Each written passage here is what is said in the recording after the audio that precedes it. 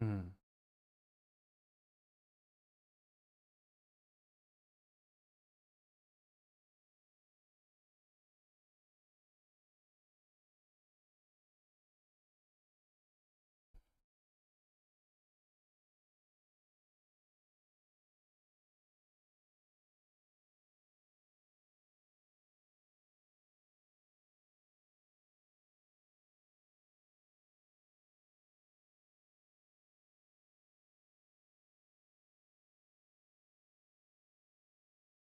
Seems to work.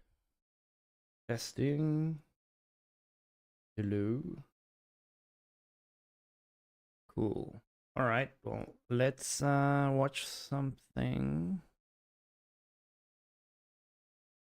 Watch some PoE gameplay today. Get into it. In-game system, going over pretty much all of it, the Ascendancy class system, what it's like at max level and beyond, a tease at some of the in-game gear that we can acquire, a super detailed look at basically every system in the game, early access details, and yes, you can get access to this game starting at $30, which is absolutely insane to me. More on the new game plus type system related to replaying the campaign. You guys have got to also see how the actual map system works in the in-game. It's pretty cool. And also how this game is going to be starting out massive, but will also be doubling in size from early access until official launch. We're taking a look at some cool boss battles, classes, so much stuff. But by the way, I am doing a Path of Exile 2 giveaway. So for a chance to win early access, see the link in the pinned top comment. Check it out. But we're going to go ahead and see what Jonathan Rogers has to say. This is a very big presentation. By the way, a very special thank you goes out to Grinding Gear Games for their professionalism and providing me with all of this footage, the full-blown presentation for you guys. And remember, I have returned with my own recorded gameplay, so look out for that in the very near future. So yeah, here we go. This is super impressive. Enjoy. Now what we're going to do here is we're going to go through the character classes that you're going to be playing in early access. And while we're doing that, we're going to explain... Wait. Do they each get a custom screen, or do they all have the same screen? the different ways that you have to develop your character. Fire. Now, as I said before, I like to keep things pretty casual. This isn't some kind of hyper-polished presentation. And Octavian, who's playing, is going to be using cheats and so on. So, you know, he might have to die and revive, but hopefully it goes okay. So we're going to start off with the monk. So the monk is a fast melee fighter. He cares a lot about momentum in combat. Now, he does a lot of damage, but he isn't necessarily that strong physically in terms of defenses. So you're going to want to stay back and you know, go into and out of combat very quickly. Now, like all classes, the monk was going to want to mix and match a few different combos. And one of the things we really like to do with our skills is make sure that we've got a lot of things that can take advantage of different situations. In this particular case, Octavian is freezing monsters with this wave of frost, and then he's using Glacial Cascade to kill them if he hits the thing. If the end of the Glacial Cascade hits the monster and it's frozen, then it will do a AoE damage and you know, well, yeah, do a lot of damage. So the skill makes you jump backwards away from the target. That's kind of cool. Now, the monk also has a lot of combo skills. An example, so if you hit monsters using regular attacks, then you'll charge those skills up. An example, this is Tempest Bell. So here we're going to create a bell, and then if you hit the bell, it'll do damage around it. You can also add status ailments to the bell. So, for example, you could freeze it like he was doing there, which will add cold damage. But you could also set it on fire or do, you know, shock it and this kind of thing. So that's sort of just like a really quick rundown of the kind of skills you can expect on the monk. But how do you get skills in the first place? Well, the answer to that is skill gems. So the way that you get skill gems are items that you can find in the world. And if you right-click on one, you can choose what skill you want to get. Now, we're trying to keep the skill system feeling as much as possible simple for new players. There's two things you can do here. You can either level up an existing skill or you can pick a new one, and that kind of interface is quite familiar. We have added things like tutorial videos for every skill. Frozen locusts will explode when attacked by you or your enemies. But effectively, we just want to make sure we're keeping this simple as possible. Now, what you do once you've got a skill gem is put it into your skill screen, choose what skill you want to get. Now, we're trying to keep the skill system feeling as much as possible simple for new players. There's two things you can do here. You can either level up an existing skill or you can pick a new one, and that kind of interface is quite familiar. We have added things like tutorial videos for every skill. Frozen locusts will explode. Frozen Locust.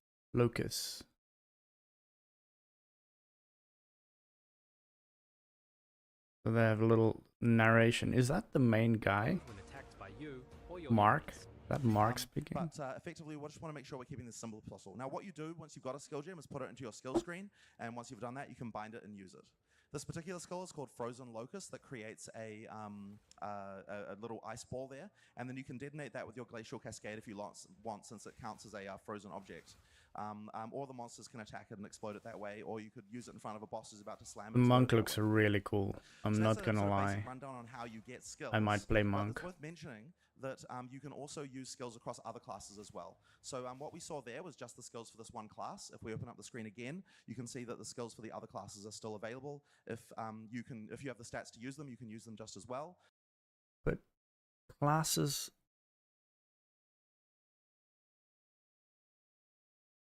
Okay, so but it's weapons, not classes, right? Why is he saying it's classes? And then there's lots of different interesting combinations you can use across classes too.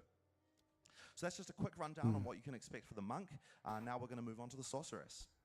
So the sorceress is our primary elemental spellcaster. She's going to attack mostly from range. She has high damage but low survivability. The area we're entering here is in Act 3 called the Forge. This is an area like an ancient Vaal forge where they were making forging various gold things. Ooh. So she's using a combination of lightning and fire here. Once again, there's lots of interesting combos that we want to do, but one of the things that I'd really like to kind of show you to get a taste for one of the other character development areas we have in PoE 2 is support gems. I love that the spells are light sources, and that the value of the source is actually bright. Like there's something I didn't like in the Diablo 4 is that it looks like cartoon spells, and they don't always emit proper light, from what I remember. But this is really cool. So it feels realistic. In PoE 2, you get them by finding an uncut support. And when you open this by default, what you're going to see is just a few recommendations. If you go through the different skills that you have on the left, there's different recommended skill gems for each skill that you have. So what we're trying to do is just make sure that for new players, it's very easy for them to pick something that's just going to work. The noob screen. In this case, what we might do for Spark is pick Pierce. The reason why that's good is because Spark is a skill that creates a lot of projectiles that run around the ground and then bounce off they walls. pierce If through. we're able to pierce through monsters, it means that they can bounce off a wall and potentially hit a monster again. So that can make it a lot more powerful when you are filling up areas with things like that. Tell me We're more. going to try and relight up the forge here in order to be able to get to the boss. So that's what Octavian's doing here. So one of the other things that we might want to pick is multiple projectiles for one of our skills. So for example, we've got Fireball. If you fire it without multiple projectiles, you get a single fireball that explodes. Throw multiple projectiles on there, and obviously it does what you might expect. You get multiple fireballs. Wait, want to see? Yeah, the fire, it's also emitting light.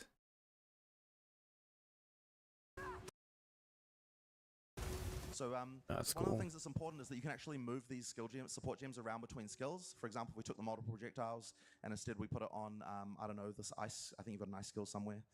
Frostbolt. Then you'd be able to. The new UI is so cool, just to swap it so quickly. This is the way another area of character progression that you can use in order to improve your characters in PoE. So you want to? I think there was another one as well, actually. Yeah, Firewall. Let's try Firewall. So Firewall is a skill that allows you to create a wall of fire. If you fire projectiles through that, it's going to add fire to the lightning projectiles that we fire through. So that is quite a nice little combo there as well. But if we want, there's another skill, a support gem I think is quite interesting called Fortress. Does anything else work with that? Skill that creates a wall.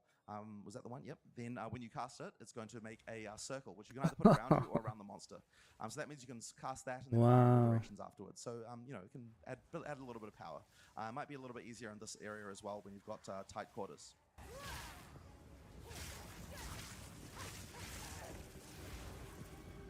Really cool. Right. Now the next thing we're going to show is the Warrior.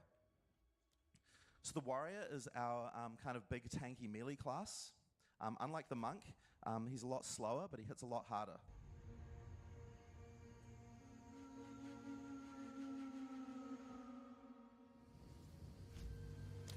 He's just going to change to WASD, which works a bit better on How's this it gonna class. be with some music? Right, so here's the warrior. Now at the moment he's using a two-hand weapon, so he's going to be hitting very slow, but very hard. No, it's distracting. But there's also something else you can do as well in PoE 2, which we didn't have in PoE 1, which is that if you switch to a shield and a one-hand item, then you've also got active block. So this is something that actually comes in handy. It's not so useful for just regular trash monsters unless they've got some special ability, but it can be quite nice against bosses. So let's have a quick look at that. So this is a big boss here. Who's this The thing guy? with bosses, they have large telegraphed attacks. So if you use active block here, you can use that to avoid all damage from the front, which is Nice. quite nice. Now there are attacks that have a little red flash that you can't block, but for the most part you can. I need more time.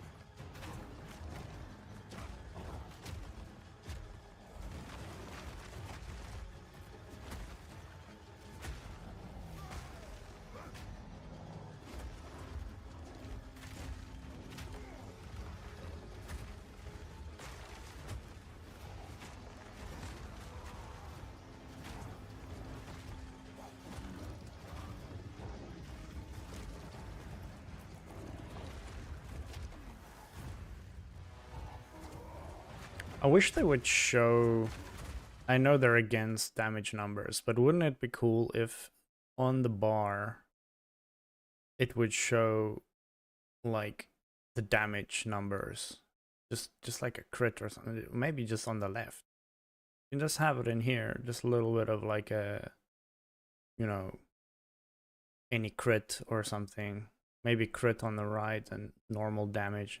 I know it's gonna be weird because you have multiple spells hitting them, but you know, maybe it could be like an average or something would be nice.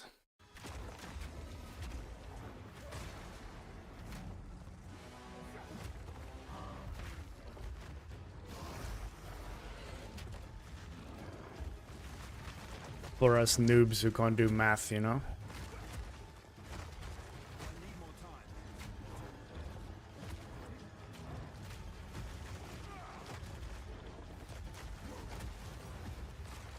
Loot!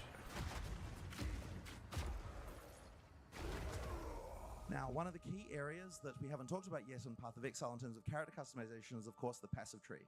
Tell me So more. Path of Exile is really well known for having a giant passive tree.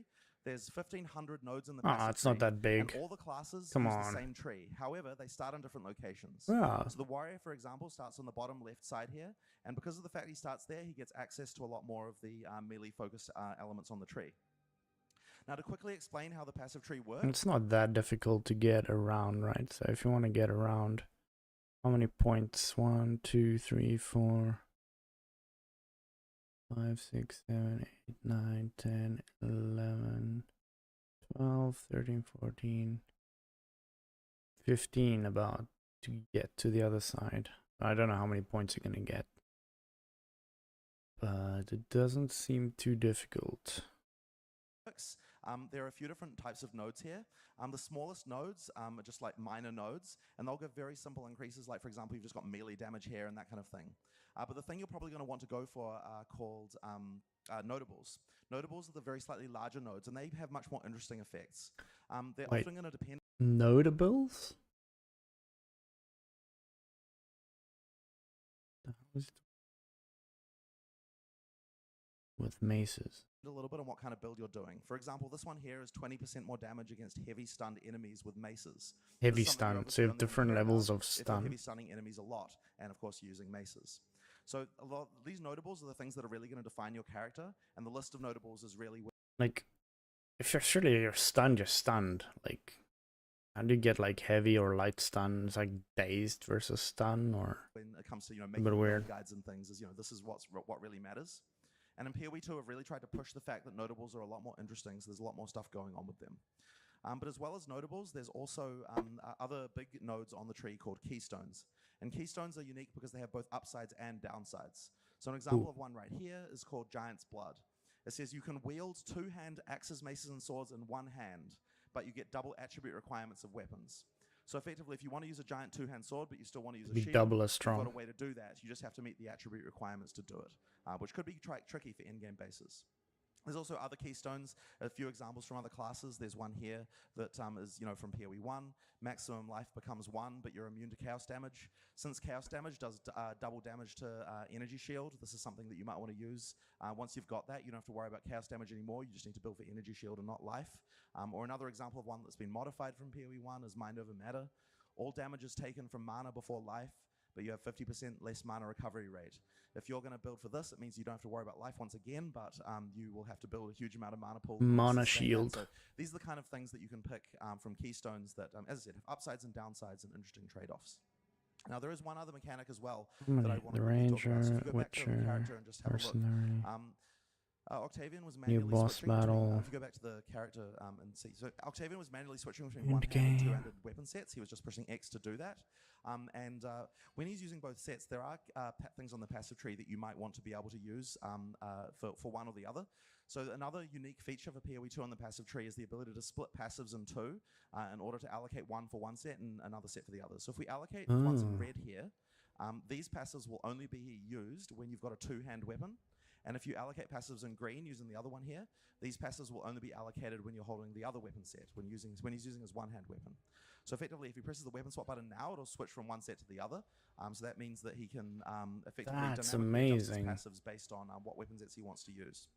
But the other thing as well is in order to make it a lot easier for you to be able to use different passives in your, different passives and different weapons for different skills, we also have the ability to pick for a given skill which weapon set you want to use it with. So for example, the Stampede skill here, if you've got a shield, then when you use the skill, it will be blocking the entire time, if you just demonstrate that quickly. So if you use a Stampede, because you hold your shield in front of you, you're blocking the entire time you're charging. And using the one-hand weapon will also be a lot faster because it's got higher attack speed. So that's something we'd much rather use with our one-hand weapon. But when, for example, we're doing our Earthquake or our Double Slam, this is something that we probably only want to use with our two-hand weapon because we want to do the most damage. So that means we can turn it off with the other weapon set. And now when you use your when you use that, it'll switch to your two-hand weapon automatically. So effectively, this allows you to this is insane. And do a lot of different things. It's also very good for, for example, on the sorceress earlier, she was using lightning and fire. She can have two different. It's like they're really building a game for fun and don't impose all these weird restrictions that you find in other games. Like, how can we make this fun? Let's do it. Different staffs, one that's geared for one that's geared for the other, as well as spec a passive tree out as Legends. well. So that's another character development feature that we have in PoE 2. Next up, we want to talk about the Ranger. So the Ranger is our primary bow user, and she's all about range and mobility. So one of the first things we did when we were shout out to Open World Games. Everything you do can be done while Thanks moving. for this sharing this with us. So pretty she's awesome. A lot more mobile even from that. But she also has a lot of vaulting skills that allow her to jump up. For example, there's one there that freezes monsters. She jumps up and she can jump over monsters and freeze them. So this kind of thing allows you to, as I said, feel a lot more mobile in combat. Make sure you can get away from the monsters, which you need to do since, she isn't necessarily the most tanky character. Now, one of the things you might have noticed if you're a PoE 1 player is the bottom left of the screen there, there's only two flasks, just a life and a mana flask. We've actually changed how the flask system works in PoE 2 very recently. Now you get one life and one mana flask, and that's all. And the reason we actually did that is we found that there was a problem in PoE 1 called Flask Piano, where everyone was just sitting there pressing 1, 2, 3, 5 constantly, flasking. The thing is, we've actually buffed flasks significantly so that each flask has a lot more charges, but you only get one of each type. Now, one of the main things that people were doing in PoE 1 when they were using flasks is they were using the other flask slots for mostly things that were making them resistant to various element types and so on. And so we wanted to have a system to allow that to still be the case and still have interesting character customization there. So we've added a new type of item called Charms. Charms charge up using flask charges, so as you kill monsters, but they automatically trigger in order to grant you immunity to certain things at the point when you get those things. So for example here, this is used when you become ignited and then grants immunity to ignite. So if like you're having passive fire damage, then you version can of the flasks. If you get ignited, it'll automatically quench you, and then it will charge up again from killing monsters. Now there are lots of different charms that have different abilities. They trigger on different things. They get you. They make you resistant to different things. They can also get mods, from crafting and so on, so you can make them an interesting part of your build. But the point is, they're always automatic. You don't have to manually trigger them, so it kind of solves that problem of having to manually use flasks constantly. You get the ability to use more charms by getting higher level belts. This is relatively lower level, so you've only got 1 charm slot there. As you get higher level belts, you get more slots, up to 3, and there might even be some uniques that lead to more charms later on as well, of course. Now, one of the other things that we wanted to upgrade as well is that we found, so in PoE 2 there's a huge amount of encounters and bosses. There are actually 50 bosses in early access. There's going to be a Only final game. One of the things we've changed is we've upgraded the map to actually allow you to see all of those on the map. So if you zoom in a little bit there, you can see... So what? 50 bosses in Act 1 to 3, and then Act 4, 5, and 6 will have another 50, and that's excluding the end game? Or is it like 10 bosses per act, and then we have 20 end game bosses? There's a bunch of Not sure. near to where Octavian is right now. Greetings. A boss, called Silver Black Fist. Honor. That means that in this area there's something to find, a boss to encounter. Welcome. So as I said, the bosses often have things that you can use to increase your character power as well. So it's important to kill them. Pretty good, and you? Super excited for this game, Path of Exile 2, looking pretty amazing. Just too bad we have to wait 2 more weeks for it.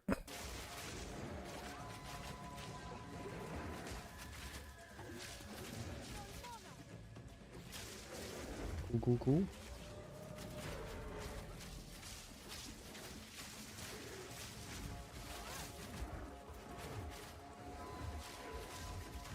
Wait, this is the boss, right?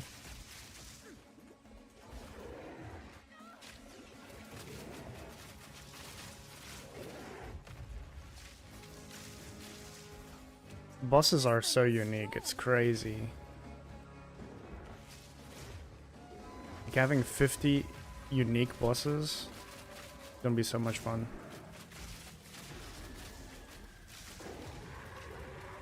Do you have love to play Path of Exile 2? So as you can see, okay, this is not working. And this is one of the items that allows you to do the split passive points in the passive tree, but it also gives you more passive points as well. One day. So it's something that you're going to definitely want to I'm find. sure. Now, looks pretty good. There are other bosses around the game that have different bonuses and so on, so it's definitely a good idea to explore all the encounters throughout the game and find all of those things. So next we're going to talk about the Witch. And while we're showing the Witch, it's also a good time to talk about one of the other character progression systems in Path of Exile 2, which is Spirit. So the Witch is a primary summoner, but she also has a range of other supporting skills. But the thing we want to show you first is the Witch looks crazy. In fact, all the classes use a resource called Spirit. Between Witch and Monk so for me. Type of skill gem, an uncut Spirit gem, which you can use here, and that'll give you a bunch of these, another skill screen with a bunch more. I play all kinds of games. I just started streaming, so but normally this one here I'm playing ARPGs. I play strategy games like Mechabellum. What else? FPS, Call of Duty.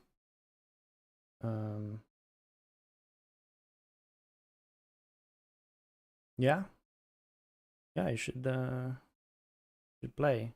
What else are you doing if you're not playing? Work like a normal person? Feast feeds on corpses to bolster your energy shield, but we've got lots of these for all classes. All classes can use them. For example, on Sorceress, I used to work. Armor.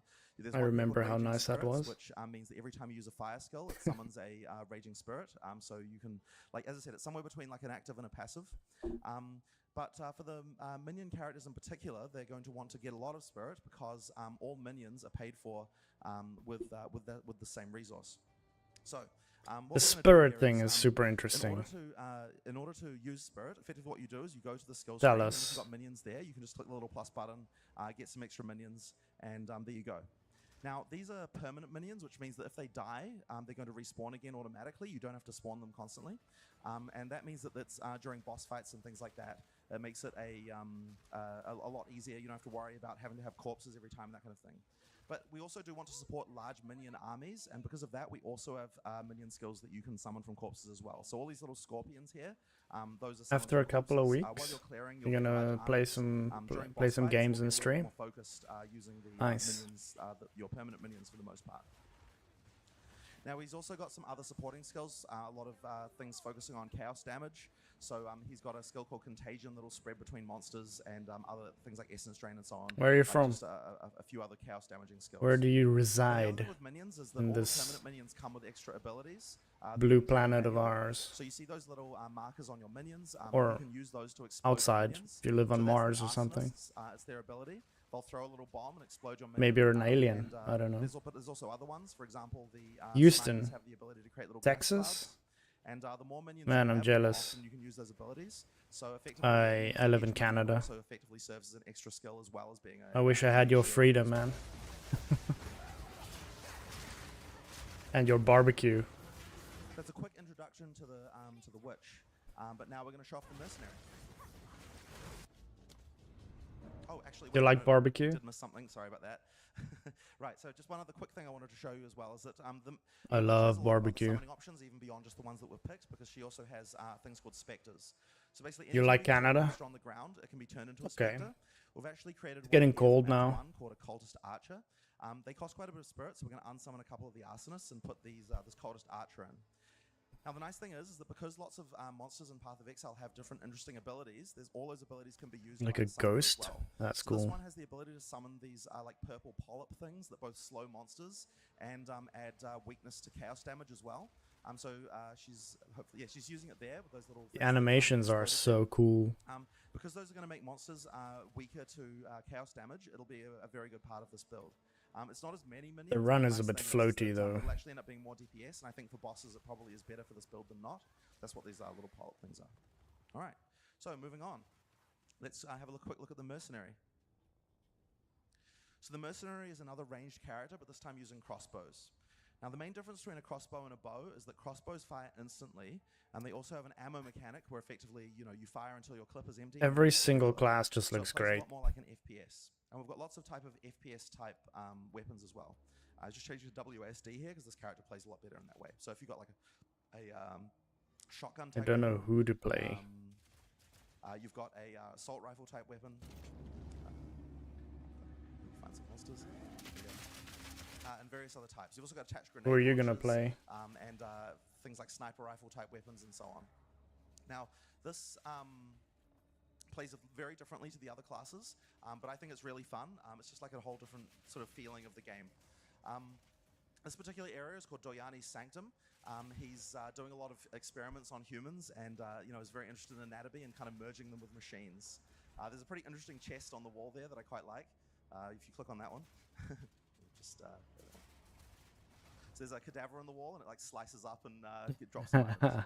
So that's kind of fun. That's We actually originally just had half a person there, but it really just looked like an anatomy diagram, so we needed to do something to show the fact that it was actually a modeled human there. So that's awesome. yeah. So one of the other things we haven't even talked about, which is another really important character development system in Path of Exile, is of course items. That's the best part of the game. So now items in Path of Exile work like many other action RPGs, but I think that we do a particularly good job of having Shield interesting design, fixes and that's so subsets. If you have a cool. look at the items on the character, like they generate. We have normal magic, rare, and uniques. Magic items can have up to 2 mods. Rare items can have up to 6. And effectively, each of the different slots has a pool of mods that's unique to it. But one of the other things that's sort of really important up here is crafting items. So here we have different crafting items that allow you to add affixes to items. If you use an Orb of Transmutation, it'll turn this magic item to a 1 mod magic. If you use an Orb of Augmentation, it'll add an extra mod to make it into a 2 mod magic. You've also got Regal Orbs that will turn it into a 3 mod rare, which is normally that have 4, but if you do it this way you get 3. And then you can use Exalted Orbs to add more mods than that to make up to 6 mods. So it's something in adding. Path of Exile 2 that's very different than PoE 1 is that these currency items to add mods to items are much, much more common than they were before, and you're really going to be expected to use them throughout the campaign. It's like a really important element of player power. That's cool. We've actually changed the way the scale works in quite a lot of elements to kind of That's something I always found difficult to understand in PoE1 was like these orbs and how they work, and I was too scared to use them. But if they're more available now, Try and make it so that picking gonna up be awesome. like new blue items is going to actually be an interesting choice for you. Using regals and exalts in them are pretty interesting, and also you get regals by selling by disenchanting rares as well. So effectively, you can get quite a lot of regals in order to upgrade items to rares relatively easily. So now these crafting items, the other thing that's important about them is you can use them on any base type, not just items you can equip. They're used throughout the game for many different purposes, for the end game as well, and many other things. So you could use them on flasks and charms. There's all sorts of places where you can use them. So it's definitely something that you're going to want to master and play around with. Now, the other items, of course, that we have is lots and lots of unique items. There are hundreds of them in PoE2. There'll be hundreds and hundreds more as we go along. Some of them are pretty interesting. They all do things. They aren't just upgraded rares. They all do something kind of interesting. So, for example, here we have a boots called Corpse Wade. If you put that on there and then you walk through a corpse, it'll make them explode and turn into little puffs of green chaos damage there. That's not something you're going to get on a rare item. That's amazing. It's called Sands of Silk. If you put this one on, what it's going to do is change your dodge roll into a teleport, into a blip that can blink through monsters. Once again, not something you get on a rare, but there's a few others here that are kind of that's cool. But this one, next one here, does it have? Can you add mods to it? Makes life leech overflow maximum life. So as you attack monsters, you can get like over health above your normal maximum if you're using life leech. Another one here, for example, pretty simple in some ways, is Quill Rain. This thing here just has ridiculous attack speed, but low damage. If you want to make an interesting bow build where you're just making, where you want to hit huge amounts of times, don't necessarily care about the damage dealt, Quill Rain is going to be something for you. Or another one here called the Wailing Wall. This one here disables shield skills, but makes you able to block damage from all hits without having to raise your shield. So effectively, if you want to be able to block a lot of damage, but this turns you into a wall. Shield skills, this could be a good one. So all of these are what we call build. Love the flavor of this interesting things that you might be able to uniques. build a character Really cool. around, do something interesting with, and they're a big part of how the in-game, things that you can find at in-game, things that you're going to be sort of going throughout the game, things that might affect how your character is played. Okay. So, Another boss. eve of the end, the demon of Atzoatl has finally come for me!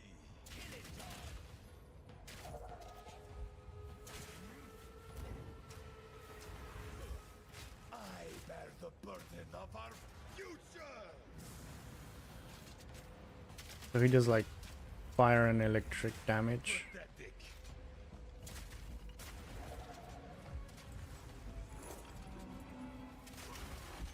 And red beams.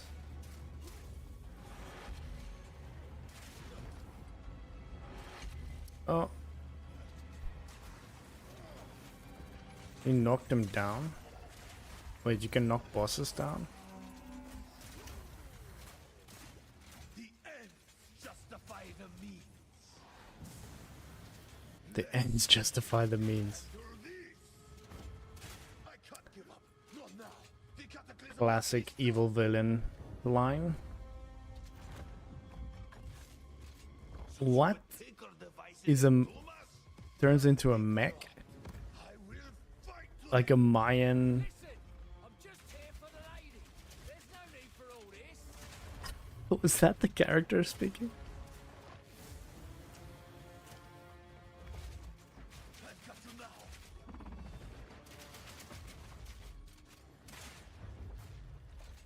Free. Please.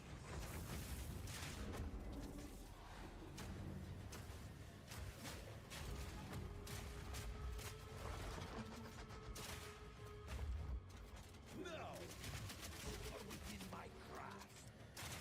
So what is this? It's like building up a debuff or something.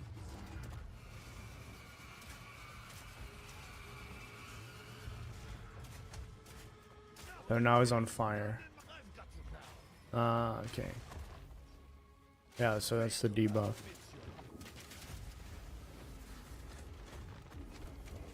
Cracked armor, maybe? Not sure.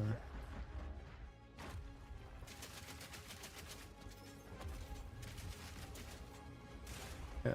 Yeah, because this is a little armor here, so maybe it like damages the armor so you can do more damage on it. Yeah, it goes red. So now his armor is cracked, probably. Oh wait, there is damage. No, is that damage? Do they add damage numbers?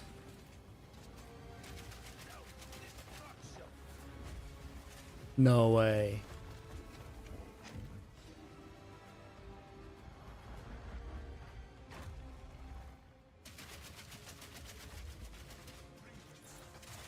Or is it like some other number? No, it has to be damage because like it's like 12k when he hits with That's amazing.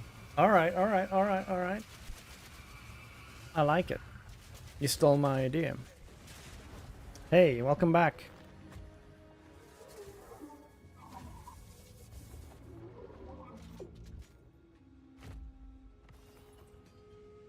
I was asking if you like barbecue. So far I've been showing you footage from the campaign.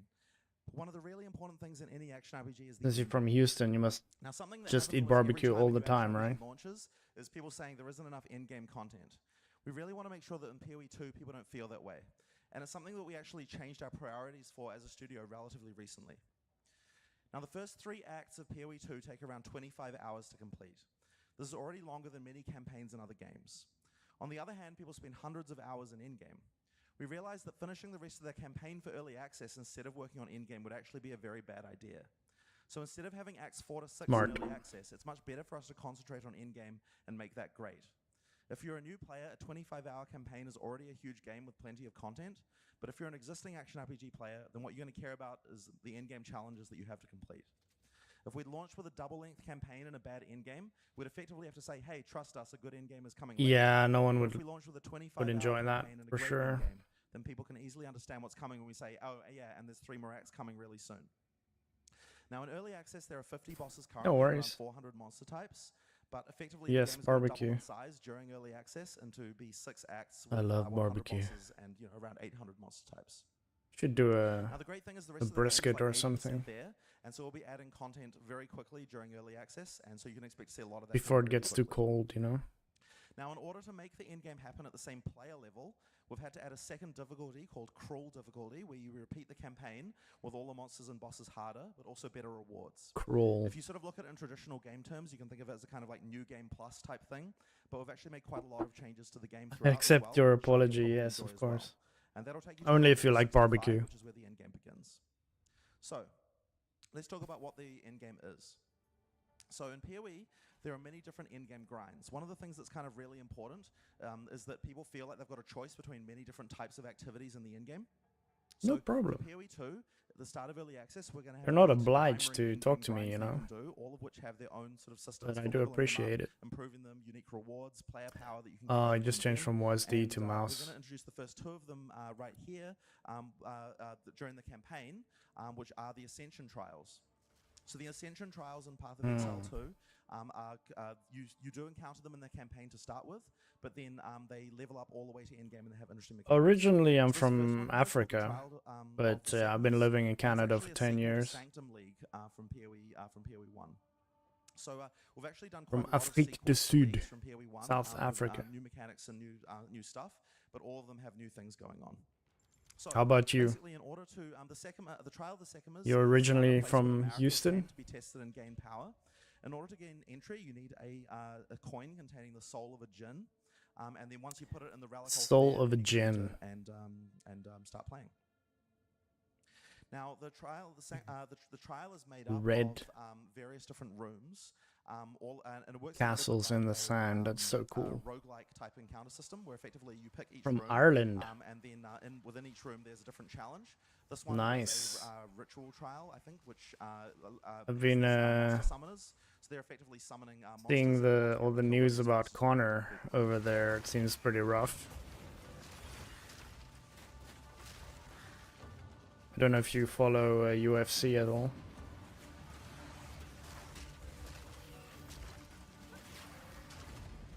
That one was relatively easy. So once you've completed the room, you can go into the next room to get your. Oh yeah. Now in this case, we have a silver What are you key. studying? Keys can be used at the end of the trial to be able to get rewards, but effectively you have to be able to survive the entire trial to be able to claim them. Now this is the map for the trial, and you can effectively pick what type of room you'd like to go to next. There are a few different issues. One of them is that the next room will have a type, so for a type of trial. For example, here's an hourglass trial, and it also has a type of reward, but also some of them have boons or afflictions that might get you. So this one says, for example, So this is the trial of ascendancy. which means you and your minions deal 40% less damage. Hey, thank you for the follow. But you get better Addicts. rewards in exchange for that. So once you've picked your room, you can go and do the next one.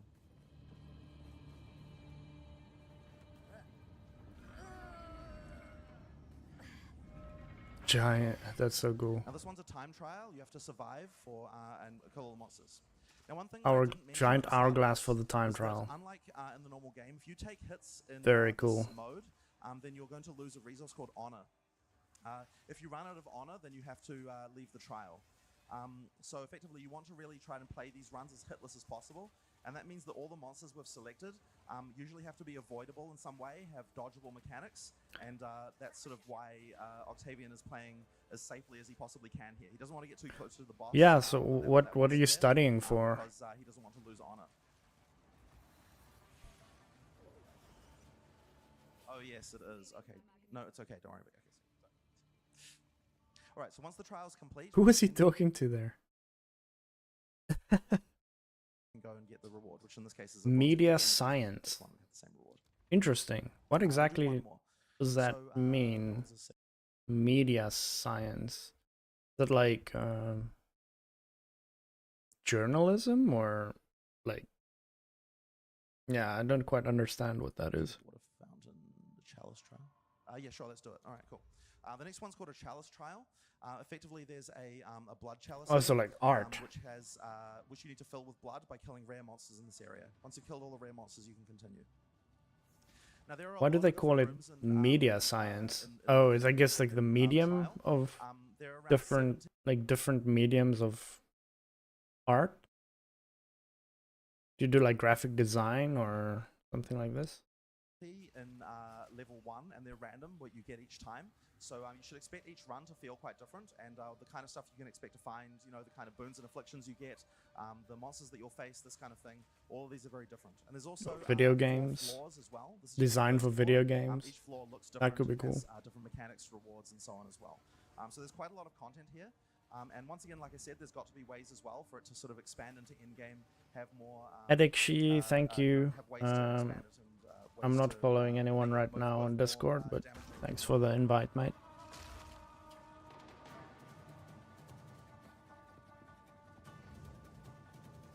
The music is really like cool, like desert vibes as well.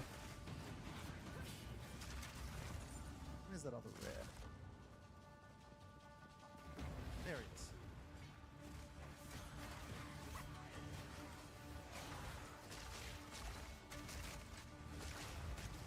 Oh, avoid that one.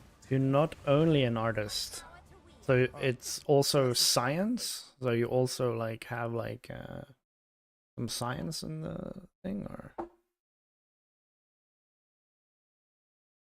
merchandise designer, digital marketing, social media. Ah, gotcha. Nice. And once again, you can get the reward you picked, which I believe It is the sacred water in this perfect case. time for that So sort of sacred water stuff. is a resource that you can use throughout your run. Effectively, it's a currency that can be used in a shop that you can find throughout the run as well. Water I is used to obviously a work very, in resource in the desert. movies, So in the interest of but I don't know if you know anything about that. It's not doing so well right now. So, yeah, the industry is really struggling. So hopefully it will come back sometime next year. But for now, I'll be streaming. What I'm going to do now is skip to the last room in this floor of the sanctum, which is a boss. Who's this guy? They show random guys in the audience. Alright, so now we have Rattle Cage.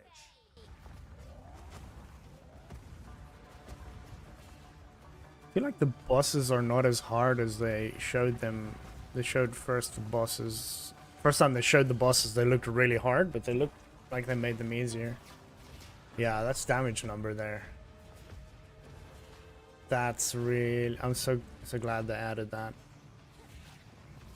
Because it was poisoned, so it was just ticking up, right? Yeah, it's poisoned.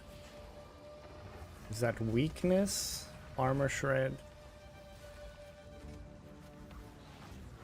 I love that idea. Like, you have damage, but it's not on top of your screen, so it doesn't break the immersion. Was that in PoE 1?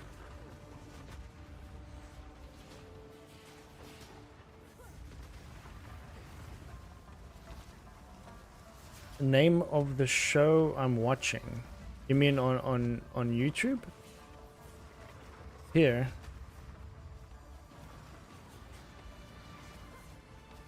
So Path of Exile 2 fully explained, everything revealed. It's from Open World Games.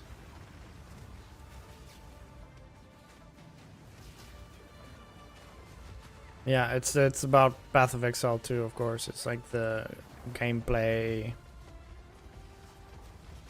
It's like a not a reveal, but it's like they're showing more of the gameplay before the game comes out. This boss seems kind of easy. This is the minions up here.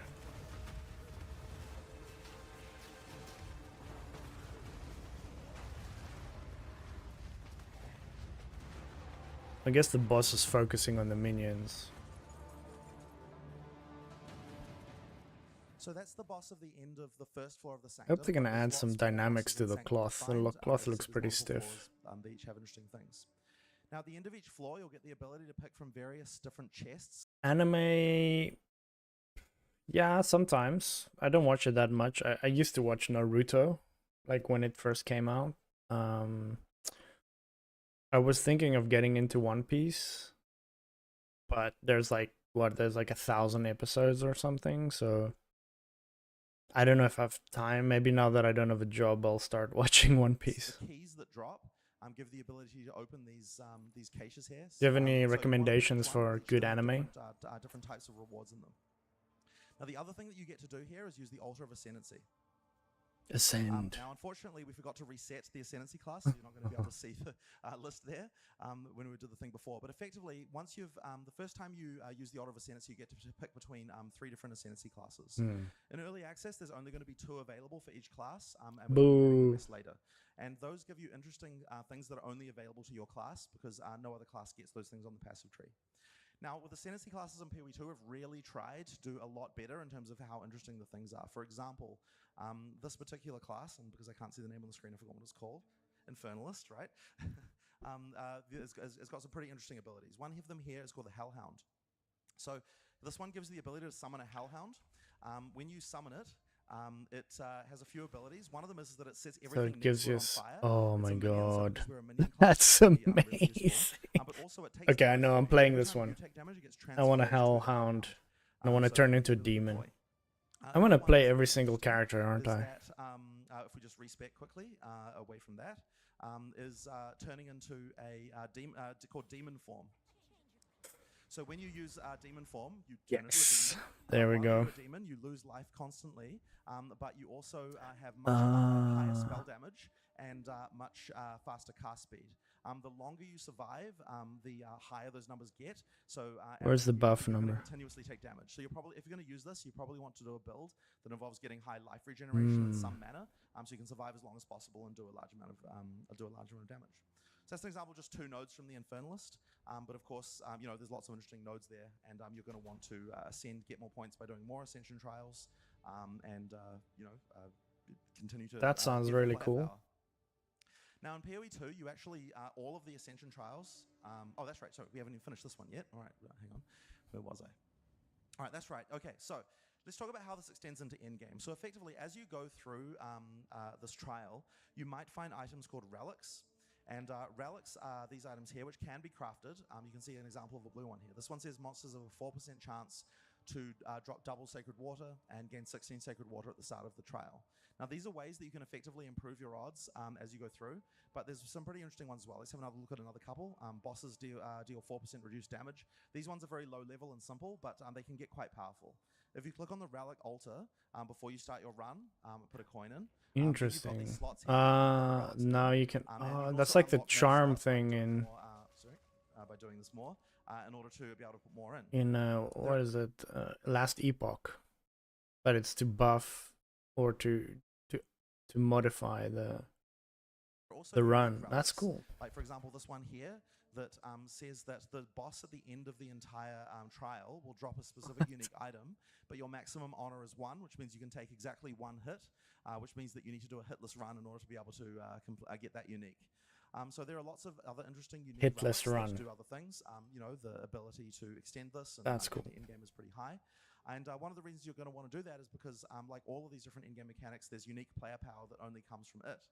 So in this particular case, we have jewels. Yeah, sure. I'll check them out. You can send the link. I'll check it out later. These are things that you can socket into your passive tree to be able to get more stats.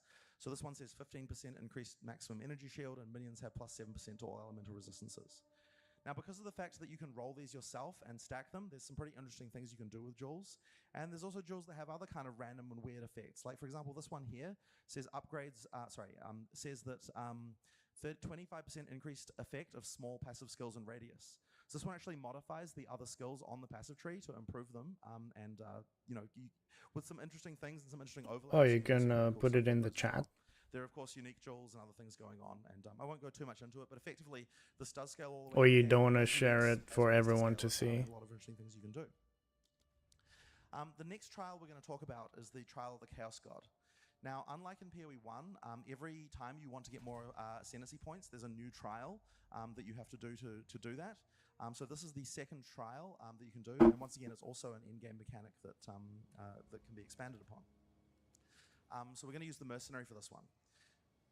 Now, this is the one you're going to encounter in Act 3 for the first time, but as I said, it extends to endgame as well. Finishing the Ascension trial was kind of an ancient rite for the Vaal that conveyed power and respect. Entry requires a token from a strange entity called the Trial Master. And this is actually a sequel to a league from PoE 1 called Ultimatum, but it works very differently. So to start with, he's going to offer the trial, make the offering to the trial, and then he can walk in. Now, before you enter each room in the Trial of the Chaos God, you're going to have to pick from one of the downsides that's going to affect you for the entire rest of the trial. So the Trial Master is here, and he's going to offer you an item to start with. Here's the item that you're going to get if you complete this room. And he's also going to say, pick one of these 3 things that's going to potentially hurt you. In this case, we're going to pick blood globules, which will one of the easier ones. And what that's going to do is mean that these blood balls are going to slam down periodically. Are you ready, Challenger? Whoa. As you walk into the room, he's going to summon a bunch of these monsters. Now, each of the rooms has different mechanics. This one's very simple. You just have to kill all the monsters.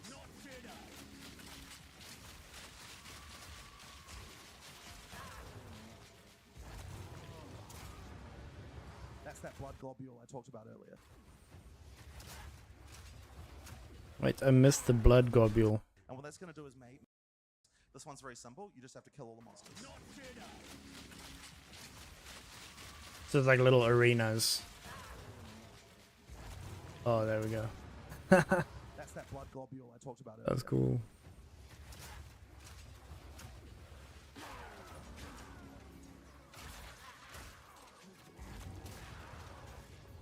Now, the blood globule may not seem very threatening right now, but as you go through each room, you're going to add more and more mechanics that are going to hurt you, and so it can get quite intense by the time you've gotten to the end. Who's next?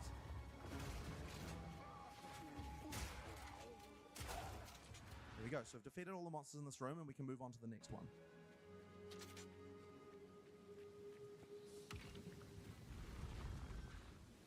Oh, you left the armor As we behind. move to the next room, once again, the Trial Master is going to give us a choice. Basically, sort of double or nothing. Do you want to take another reward and make the game harder again, or do you want to take the rewards you've already received so far and leave with your ill-gotten gains?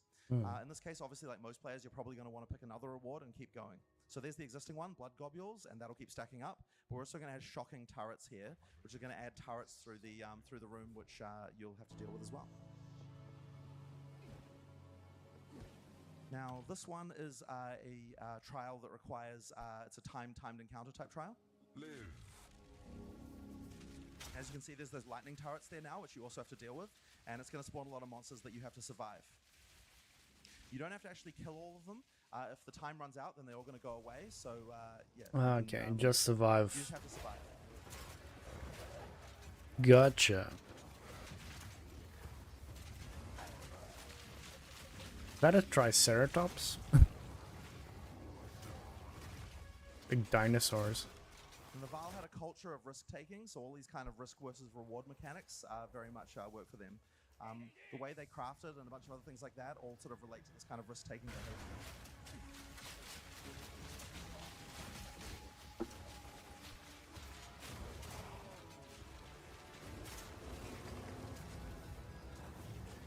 He's stuck.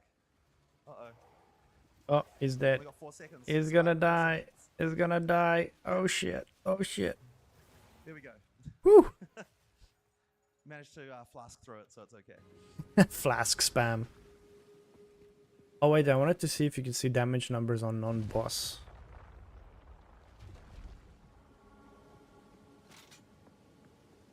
So as you get towards the end game, there'll be a very significant number of rooms you can do in a row. You can just keep on making it harder and harder.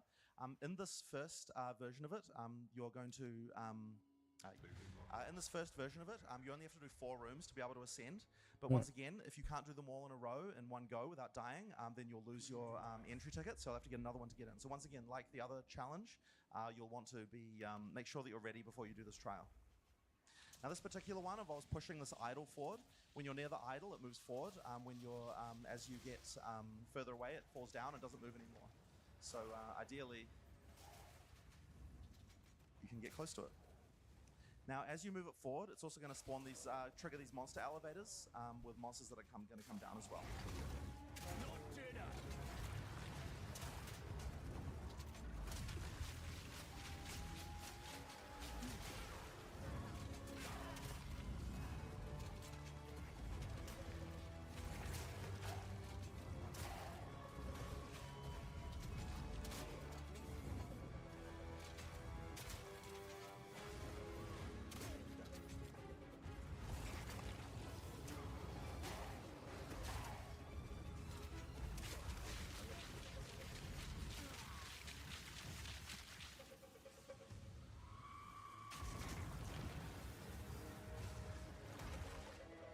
All right, finally. That one dragged a little bit, but it's okay. We finally got there in the end. All right. So just like in Sanctum, there are also bosses that you can get as you go through here. The order of them is random, and so they can be very hard or relatively easy depending on when you encounter them and what things that you've picked beforehand. Before the boss, once again, the Trial Master will ask you to pick, do you want to bail now or do you want to pick something else? That looks okay. Their enemies, protect them. So here's one of the bosses you can find in the Trial of the Chaos God. Chaos will bring you to your end.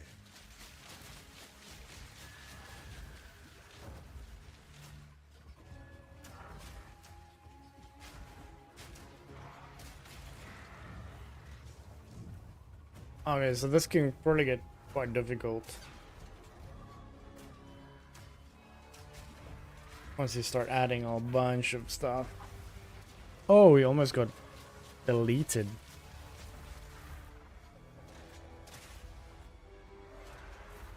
My cat wants to come in.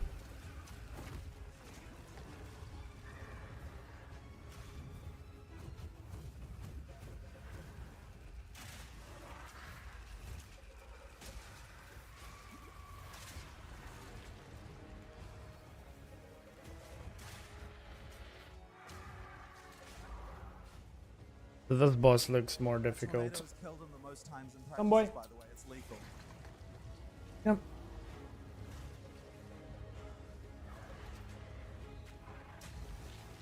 Say hi to everyone, to the universe.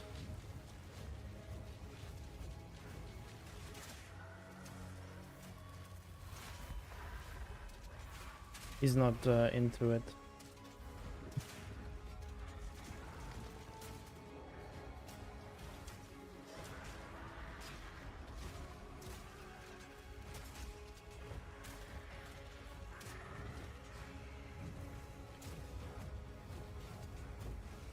Holy shit.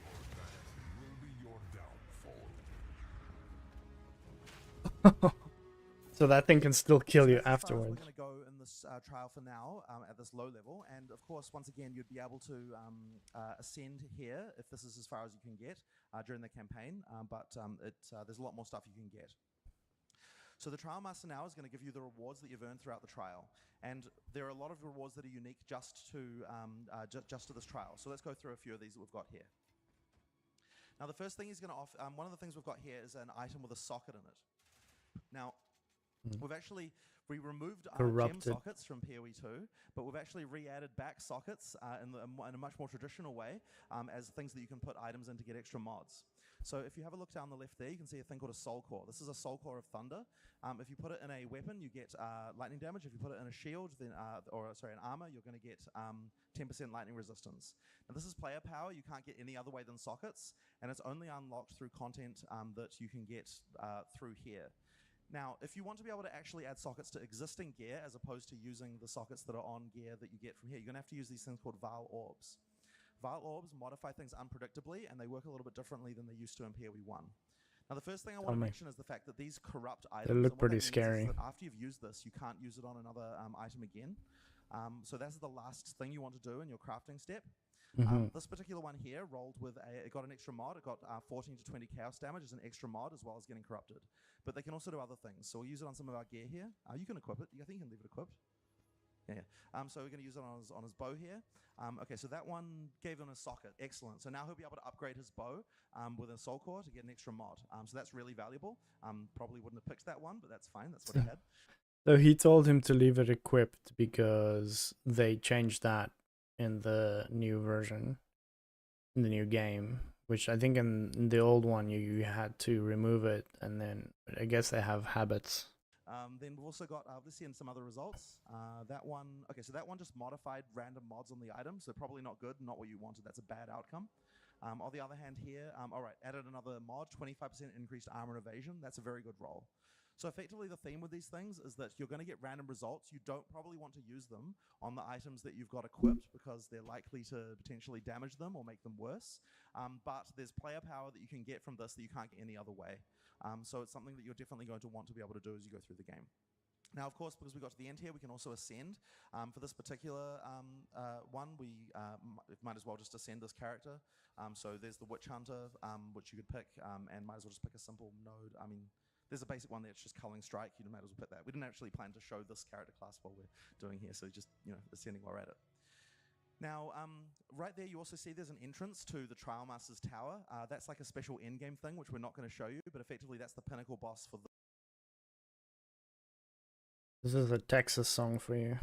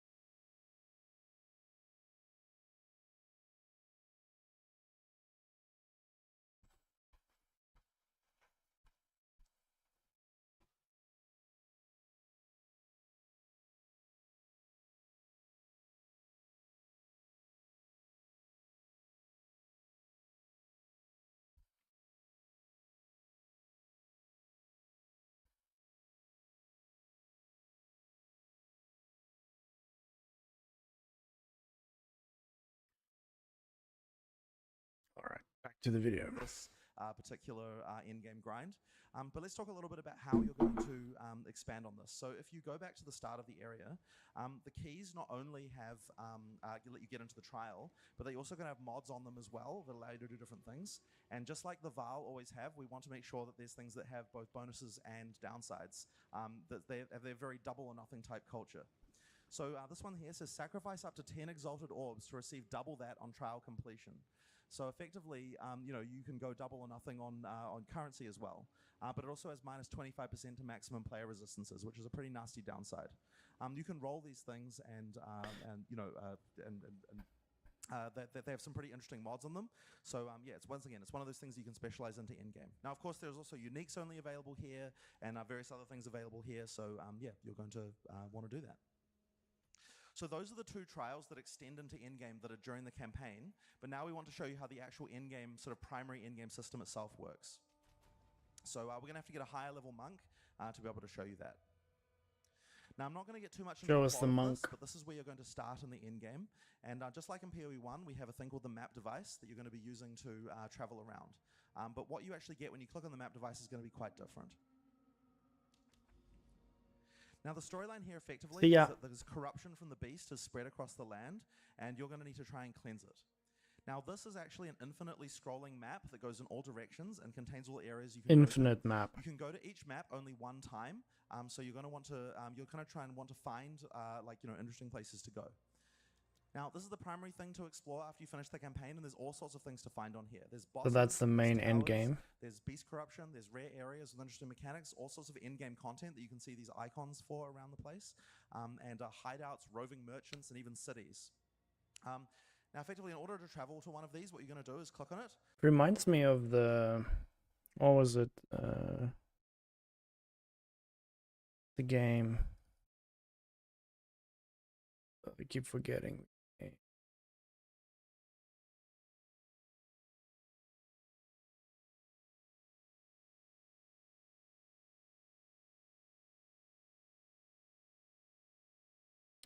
Damn it, I forget the game. And then you can travel to it using a waystone. Now, these waystones effectively work like maps did in Path of Exile 1. You can craft them and so on as well.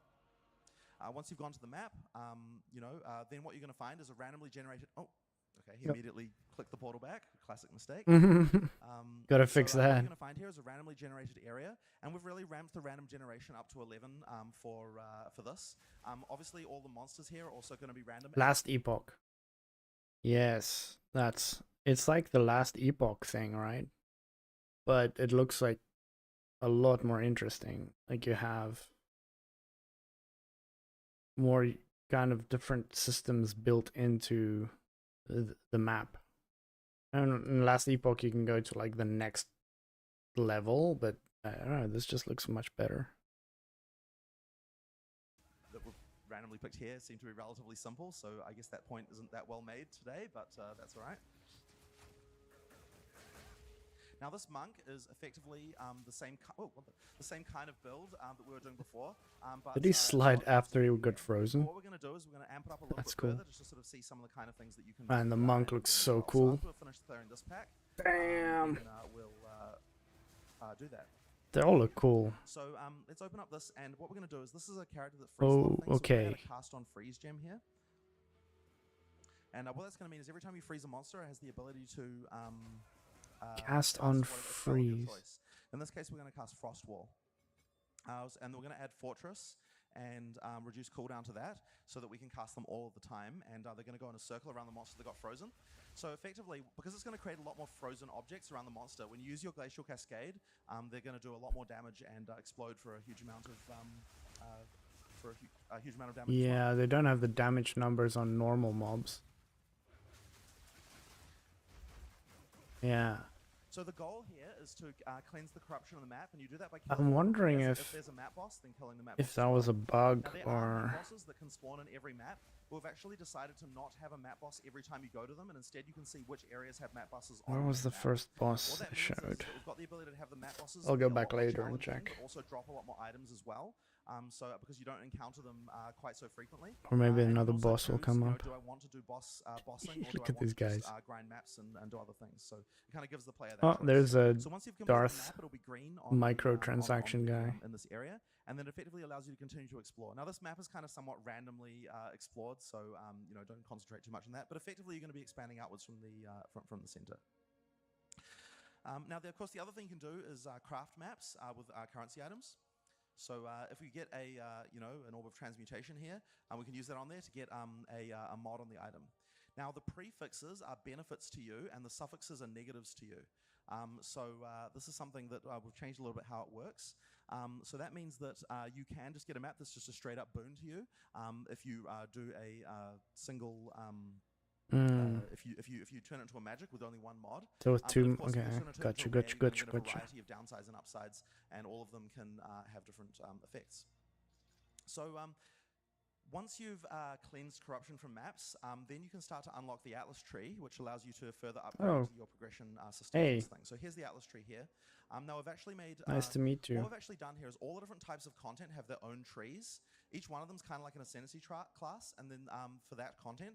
But there's also Chloe a Harler, primary tree that you get just 17. just for killing maps. So there's a tree here for cleansing maps. There's also a tree for killing bosses, and then What trees brings for you to other the stream? content, on the Atlas as well. So you can kind of you don't have to choose between, well, rather you can choose to do a piece of content, but you're not going to be losing anything from any of the other pieces of content when you decide to do them later. Effectively, they all have their own kind of scaling in that way. So a random example here, 20% increased magic monsters in your maps. Another random example, I don't know, 20% increased quantity of waystones found on your maps. But there's also like keystones here, like rare and unique monsters in your maps have 1 to 2 additional modifiers. Thanks for following. Extra bonuses to drops as well. Appreciate it. So these are the kinds of things that you can get on the tree, and that's one of the progression systems as well. Effectively, is going through the Atlas tree here, but it's also kind of the gateway to a lot of the other mechanics. So, for example, here we see a map that's got this little hand icon, and that means that there is a breach in this map. There's also the boss icon there, which indicates there's a boss there as well. So we know So there's map and a here. breach. If you're looking for breaches, this is where you want to go. You can effectively always see the content that you're going to be able to face in maps as you look around the tree. And there's also going to be mechanics for adding more of them later, which we'll talk about as well. So Nice. Well, at the start, you'll just welcome. have to find them randomly, but later on you can add them to maps too. So let's have a look at this. You're looking forward to Path of Exile? All right. So breaches. So Breach is another one of the League sequels that we've done for Path of Exile 2, and it's also one of the sort of pinnacle like in-game content grinds that you'll be able to progress through. Breaches are effectively small fissures in reality that let you see into an alternate plane where demons roam free, and touching a breach will cause it to expand and reveal all the demons there that are lurking on that plane. We're going to have to walk, unfortunately, directly there, which is going to trigger immediately, so you won't get to see what it looks like before you trigger it. But Octavian can do that now. So when you trigger it, and this is a horrible location for it, when you trigger it, all of these demons will start to come out of the Wait, he just other plane. teleported? Okay. Now, as you kill the demons, it's going to extend was the amount weird. of time. If you're a very good player and you can kill demons very quickly, you can keep this going for a very long time and like cover like half Oh, the map with Path it. of Exile 2? If you're That's not what we're as good, watching. maybe your build just isn't as strong, Are you then, excited you won't for necessarily be this able to do game? that. So, it's very Or hectic. why But do you it watch puts it in already. Twitch? Watch So it for effectively, games, or? you have to try if you're very fast at kill speed, you're going to be able to take very good advantage of this particular mechanic. Now, breaches, of course, have their own rewards, which is why you're going to want to do them. Let's just have a look on the ground to see if we can find any. If you go back and have a look, did it drop any? Breach splinter. Right. So one of the so there's a couple of things that they drop. So one of them is Reaver catalysts, and the other one is Catalyst, splinters. Breach So Splinters. which one should we talk about first? How about the catalysts? So catalysts are a reward you can get only from Breach, and effectively what they do is increase the quality of specific modifiers on jewelry. So this one here says jewelry adds quality only. that enhances life modifiers on rings and amulets.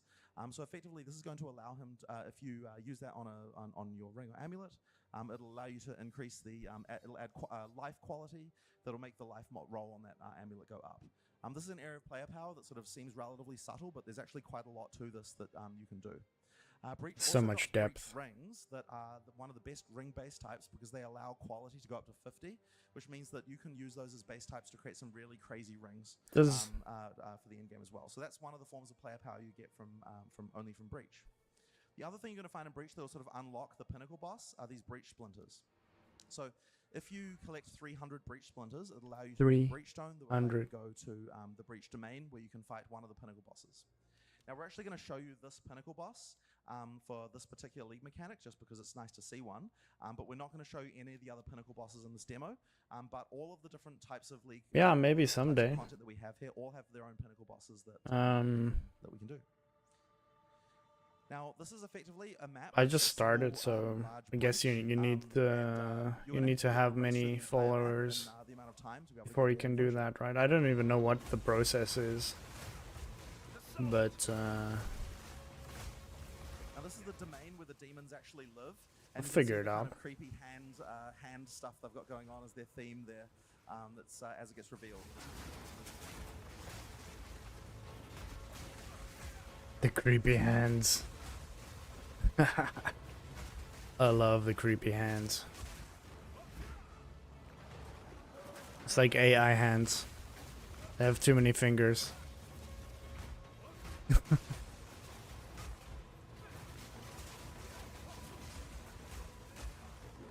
Sure you do. Sure.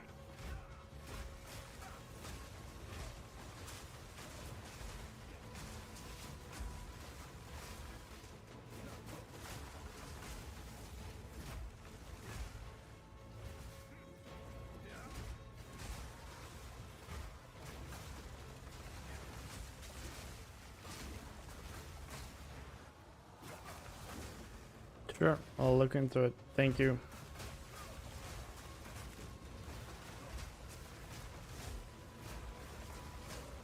So there's a timer here, it's ticking down.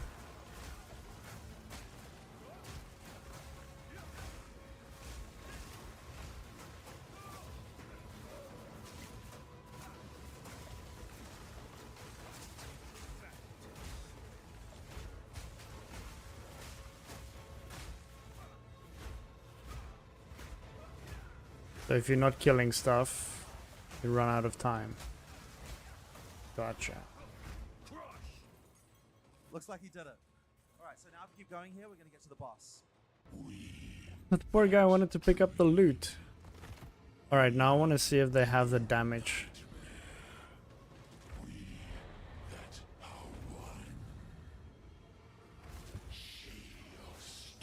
Yes. Damage counter on bosses. Very cool. Still, maybe I should launch PoE 1 and just see if that's a thing.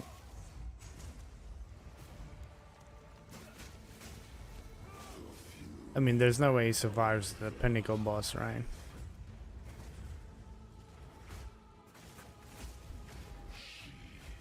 Gonna get squished.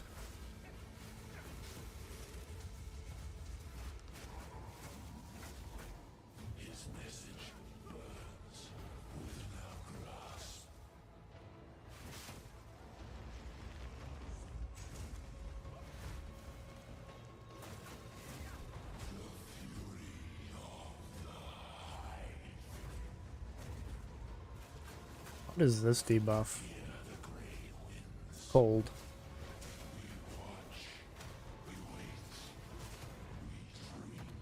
Wonder if you could hover over the debuff to see what it is.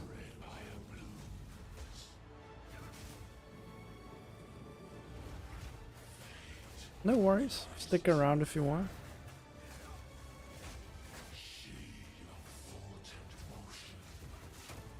$160, $180, $200,000. Does it reset? So it's like just your current session of damage, but it goes away after. Okay, gotcha. That's cool. It gives you a sense of kind of how much damage you're doing. Just nice. Oh, you have to dodge those things. Oh, bitch slap. Bitch slap coming. Boom.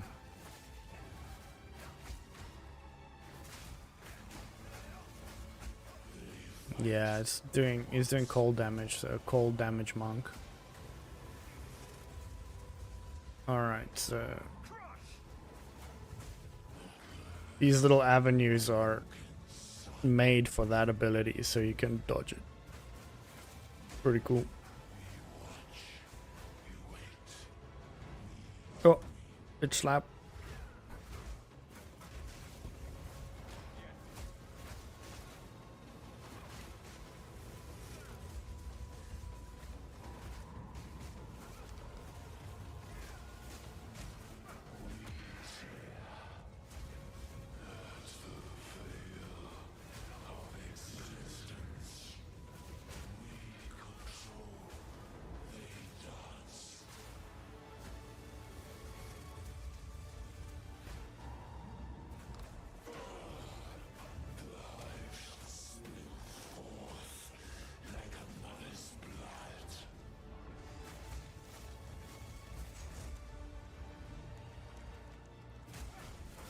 Looks like it's gonna win. They're actually gonna spoil the death of this thing.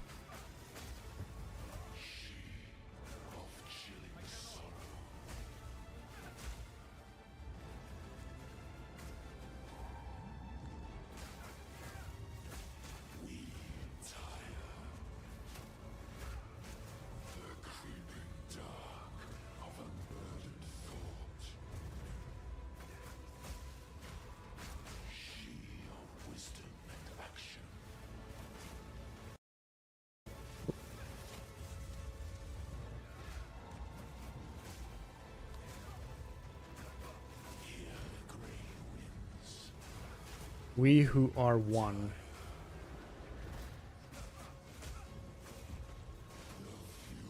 Oh, 400,000. Oh.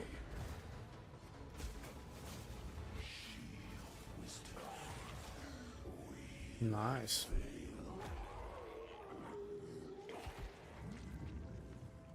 Oh, damn. What's happening? Oh, it was like a portal. Alright, so that's an example of a pinnacle boss, and we're not going to show you the rest of them, but that's just kind of give you a flavor for what an in-game pinnacle boss might be like. But, How many just are like there? all of the pinnacle bosses, when you defeat them, you're going to get points for the ascendancy tree, sorry, not ascendancy tree, for the Atlas tree for that particular content. So this is the breach one here. Now the idea is that you kill the boss, you make the whole league more difficult, and then you can beat the boss again at a higher difficulty and get more points. So the first point here you're going to see is +1 to Twisted Domain difficulty, which is going to effectively make breach harder. It says here difficulty causes monsters to have you increased can damage pin and it toughness up. as well, That's so you can cool. grant more experience That's to really your cool. items. But there's also effectively specific nodes that will give you interesting changes to that league mechanic. So for example, classed hands in your maps have a 25% chance to be guarded by a pack of magic monsters. Breaches in your maps have 50% more classed hands. Those things are effectively like breach chests that you find as the breach expands there. So that's like a bonus that you might choose to pick. There's lots of other ones here that you could pick as well. And as I said, each of the different types of content all have their own trees here that you can do your own stuff with. So that is, actually wait, there's one more thing that we forgot to tell you about, and this is kind of important, which is tablets. Okay, right, I should have gone over that earlier, so we'll just do it now. So effectively, right, when you Tell do a us. breach, in your Tablets. maps, one of the things that you might find, and this is kind of important, are tablets. Now tablets are items in your inventory that you can use with these towers. If you open your inventory there and have a look at just find a good place. Whole inventory is So when you just play like breaches, you're gonna find random these breach tablets, and what this does currencies. is effectively adds more breaches to maps in the vicinity. So this says add 8 maps in range. 8 maps in range contain breaches, and breaches in your map spawn an additional rare monster. So if you open a tower, it gives you this interface. You can put the tablet in Lost there. And then when you use towers. it affects the local area and adds a bunch of breaches around the place. So what that means is that all the content is self-reinforcing. If you want to play breaches, then you're going to find this, these tablets. You're going to use those to add more breaches to maps in the area and also boost what the breaches are doing, and then which will get you more tablets, which will get you more and more and so on. So it's effectively a way to, if you're choosing breach is the thing I want Like to a be doing, feedback then that means loop that of you can, breaches. effectively self-sustain breach for as long as you want to, and sort of effectively turn your map into that. This is the true for all the different mechanics that you can find on the Atlas. You know, you've got ones here for Ritual and Expedition and Delirium right there. So, all right, so that's kind of important. So what we've covered here effectively is, okay, obviously, actually, one thing I, of course, failed to mention is that, you know, there are uniques you only get from that pinnacle boss, of course, and so on. There are That uniques you only work. get once you get the difficulty of that pinnacle boss up to a certain level. So, of course, once again, each endgame grind has to have a way to expand it, a way to make it more difficult, a way to specialize into it, a way to, you know, get rewards that are specific to that. So, next, let's talk about Expedition. So once again, we've done another sequel to a League from Here We Won. This one's Expedition. This one I never We'll understood. put a map in here, and just to make it a little bit easier, we're not going to actually do the rest of the map. We're just going to do the Expedition part of it. So what Expedition is effectively there are some Kalgurans, a group of people called Kalgurans, who are trying to dig up some old burial sites from their ancestors. Disgusting. The goal is to try to get Verisium relics that are left over from their past. Grave if you play diggers. One, the mechanic is quite similar. Effectively, what you're going to see is all of these markers here on the ground that are going to tell you whereabouts things are buried, and they're going to dig these things up using explosives. So effectively, you have to choose carefully where you're going to place the explosives in order to be able to get the most amount of bonus. There are also these things called remnants here that give you both bonuses and downsides for doing them. After you blow up the remnant, all the future monsters after that point will be stronger. but more Buffed. rewarding. Okay, so it effectively, buffs Octavian's the going to place down some of these buff the dynamite monsters. charges, in a string. Pretty straightforward. And, then once he's done that, then he will be able to detonate them and Detonate. now he's choosing carefully Detonate. which remnants he wants to use based on his Detonate. build. He wouldn't want, for example, to make all the monsters immune to ice because that would completely destroy him. Now there are lots of interesting things to find under the ground. There's like chests, and there can often be caverns and things like that. Once you get to the end game system, the pinnacle content for this league, there's going to be bosses and so on to find and things like that. It's a lot of chests. So you can open each chest, or Now the purpose of killing how all these does it monsters work? primarily is to get these Verisium artifacts. You can see one there that says exotic coinage, but there's various other things like that on the Coinage. ground. They also have these chests that drop items. There's a broken circle artifact, and oh look, they're unique, nice. What? You might as well identify it. I don't know which one that is. Let's have a Of look. course. This is just unscripted, by the way. Apron of Emerian. Bleeding. Inflictors aggravated, which says that aggravated bleeding does 200% extra damage, right? How cool is that? You can click on the items tooltip and then read it on. That is these guys. Cool. So this is a bleed build type unique. Actually, whatever. Anyway, so He if you doesn't know those, what the artifacts, unique is. then you can trade them with the Calgurans. It's your Those game, uniques. dude. You Now, should to know the give you a little uniques. bit of time, I'm not going to go into too much into this, but probably one of the more interesting ones is using crafting. I with guess they must ROG. have so many that. So we'll do that one here just so we can have a look. So ROG effectively has a shop where he'll sell you different items. You can re-roll it ROG. using the currency as well. But once you find something that you want to kind of start with, which maybe you don't, there we go. Then what you can do is after you buy it, he'll offer to do various crafts. Okay, so this is an interesting one, Steve. Before you click anything, so what this is going to do is remove all prefix modifiers from the item. So if we like the prefixes, we probably want to skip this one and not do it. So let's skip this one. We got the same one again, which is very annoying. So okay, so I guess we just have to do it then. Okay, so it's good. Then re-roll suffix modifiers. Now there's quite a lot of different modes here, but effectively you get various ability to modify the item before you go. I think this one is going to turn out to be completely crap. Remove a single modifier with the lowest modifier Strength. level. Sure. I guess you can just take it. Anyway, that was a pretty crap example, but Pretty effectively crap this is a example. crafting system that allows you to make some pretty interesting items. Now, the other thing He's you not can very get happy from with instructions his other than the tablets that demo let you do guy. More of them is what else do we have here? Right, we'll just do the logbooks next. Okay, right, so we've got logbooks. So if you can get a logbook, it effectively allows you to do a like super expedition, which is like an area that has only expedition. These logbooks have various mods and things as well, and then once you go there, then you can do an expedition that has a lot more. You get a lot more dynamite to make it a much larger string. So there's a lot more strategy in picking what type of things you want to find. Also, if you Get this one with a there's also mask. things like bosses and uniques and like special underground areas and things like Hilarious. that to find. So there's just quite a lot of stuff hidden under the ground that you want to do. So at least find an underground area. Some people are just stuck. Yeah, is that one there? Okay, right.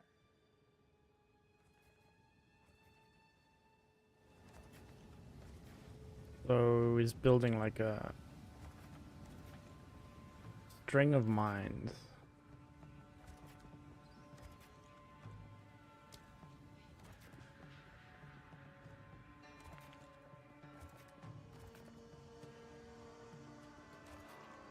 Is there any strategy in placing And that? then when you detonate it, you're going to get the string of monsters, which you can try and keep up with. Although I hear the balance of the You gotta a bit wrong chase at the moment, so monsters. you might get one shot, so we'll see. As the remnants trigger, all of the monsters are going to get harder. So they might get pretty hard by the end. very easy at the Okay, start. so it's like a little string that builds up over time and... Okay.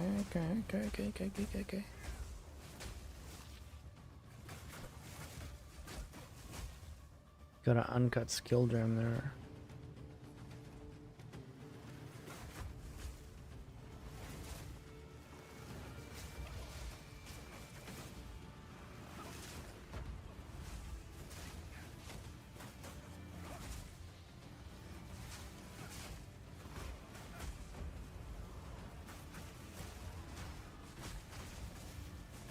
The bell. The bell of doom.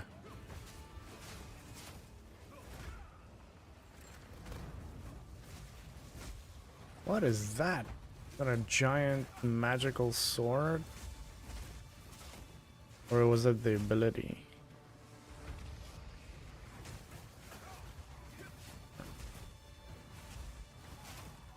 Right, so rather than keeping on killing those guys, we'll just quickly show you one of the things that he found. So there was a sub area down here where called Hidden Aquifer. There's quite a lot of variety of different Wait, so you can unlock maps from things like explosions? this. I'm not sure what's in this one. But yeah, as I said, some of them contain bosses. They all contain interesting rewards that can be unique just to them. So yeah, there's quite a lot of things you're going to want to find. Interesting.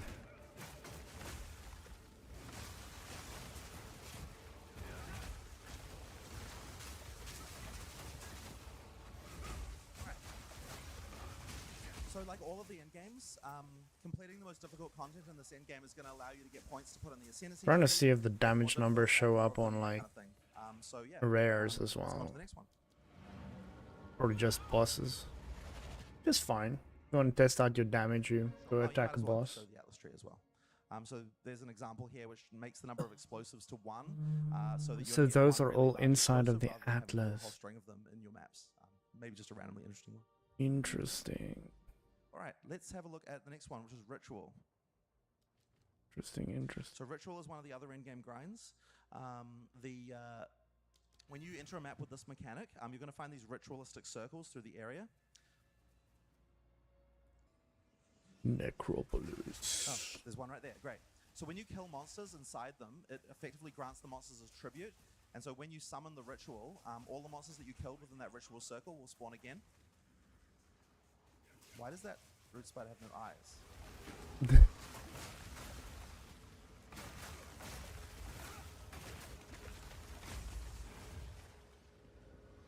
Oh, it's breach as well. Okay, whatever. Let's not worry about that. Of Yeah. course, because the league mechanics overlap, you would be able to kill breach monsters inside the circle and summon them again by the with the ritual, I believe. Alright, so Okay. when you use the ritual, it effectively closes you off into a small area, and you have to fight all the monsters that you killed in that circle again. But the key thing is that there's He almost died. powers them. There are multiple rituals. This to the guy area. looks super bored. So after each time you do this, you get a type of points called tribute that you can He's then like spend on just items. checking his But if phone. you're willing to risk it and make the rituals even more powerful, you can go to another ritual circle, kill more monsters inside of it, and then you'll be able to make the it'll summon both the ones from this circle and from the subsequent circle as well, making the rituals very, very tough by the time you get to the end. Oh, there's one last monster over there.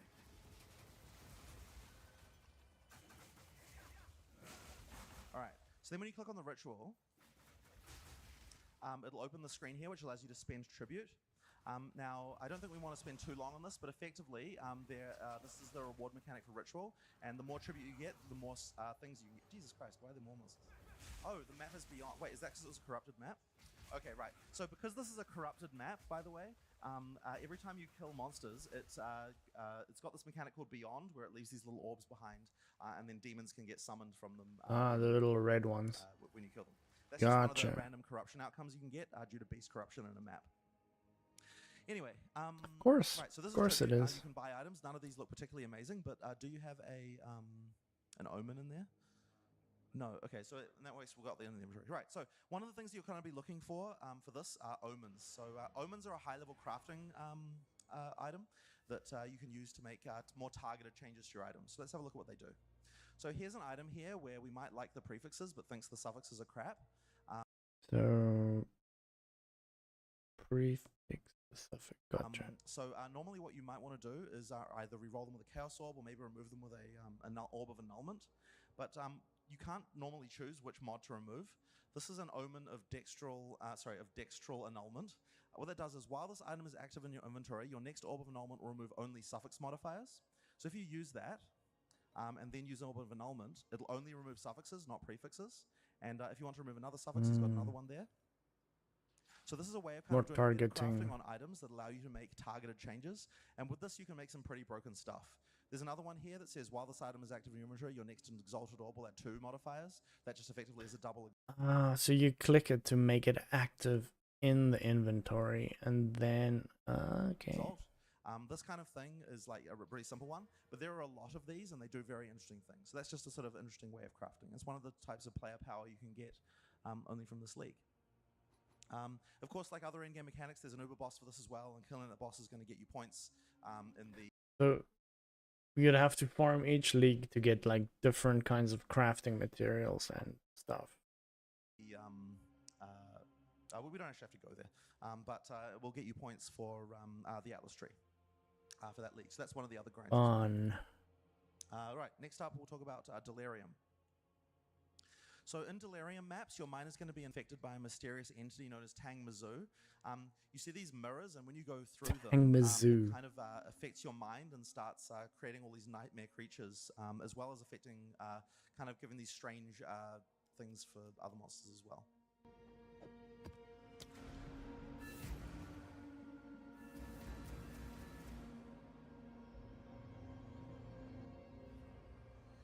Backwash. So there's the Delirium right there. Forest looks so much better. That's the misty one. You get this like mist, mysterious mist that goes to the area. It both spawns new monsters as well as affecting the existing monsters in interesting ways. Now the main thing you're going to be looking for in this league are called distilled emotions. Hopefully one drops and we can have a we can show you what they do. But if not, we've got one in the inventory.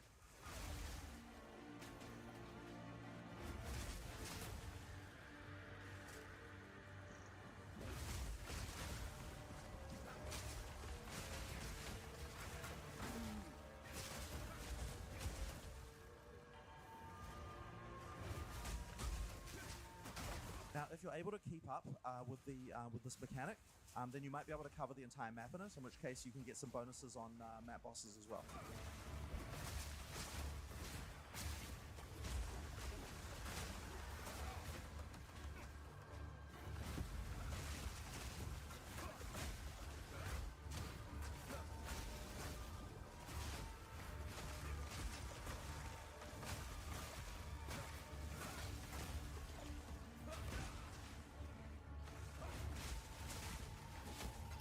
Alright, so there's some distilled emotions. Distilled ire emotion. and distilled paranoia. Now what this allows you to do is craft mods onto your amulet that grant you passives from your passive tree. So if you open up the crafting window for that, so effectively if you put your amulet in there, then if you do a combination of 3 different distilled emotions, then it will allow you to get a bonus passive, what's it called? Notable from the passive tree. Sorry, I'm getting a little, it's coming through a lot here. A bonus notable on the passive tree. So that one's quick recovery, 40% increased stun and block recovery, regenerate 10% of life over 1 second when stunned. Now, once again, this is a type of player power you only get from here, but you can also use them on maps as well. So if you put them on maps, then it allows you to add bonus mods to them to the map, in addition to the rare mods that you can normally get. So it's another form of juicing that you can do for in-game as well. Right, so that is Delirium. Now, all of these different mechanics from the different in-game grinds kind of can be added with each other. If you open up the map, you can kind of start to add multiple mechanics overlapping with those towers. You can juice maps with, you know, the thing like mechanic we just said. You're allocating points in the Atlas tree. Effectively, altogether, it allows you to really boost from the bottom of the Atlas to the top of the Atlas to really improve the content that you're doing to the point that it can get pretty crazy. But there is one more. In-game grind, which I'm not going to really talk too much about, but it relates to that that little object there. So effectively, this is where the Uber Pinnacle boss is, and we can travel to the entrance, but we won't be able to actually get in because we don't have meet the requirements yet. But effectively, there are around the map various ways to get keys to be able to enter this area. It's kind of mysterious, and this is the hardest content in the game. So when you play the game, you'll have to try it out. But effectively, inside this area, you will don't actually go in there. Inside there, you'll be able to fight the Uber Pinnacle boss as well. And for the sort of hardest challenge in the game, that is something that I think players really enjoy. So this is a sort of basic overview of how the in-game works. There was quite a lot of information there, quite a lot of sequels to leaks from PoE1 as well.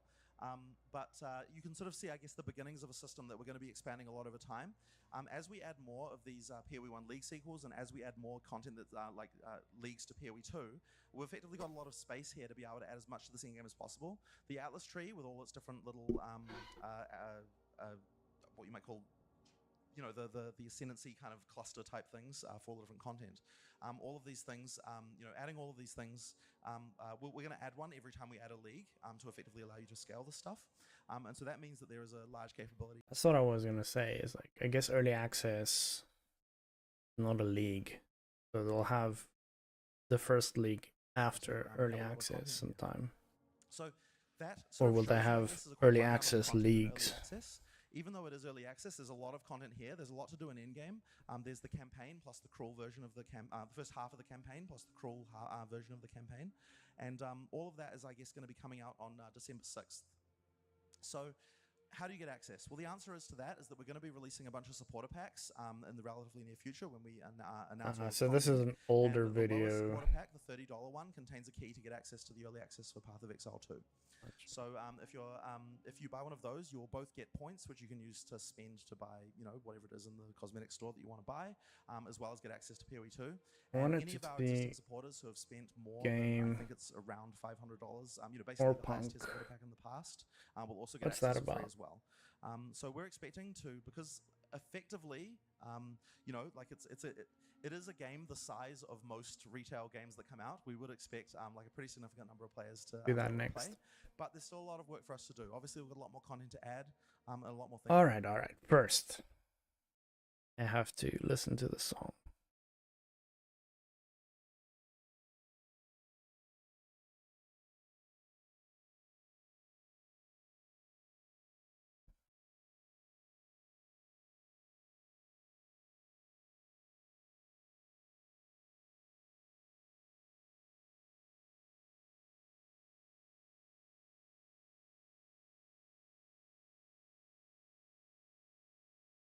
Let's say Force does not look happy about it.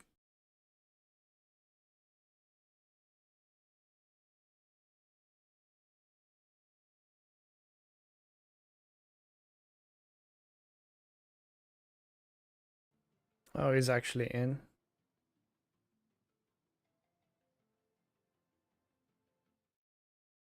Wait, oh, this is like the live version.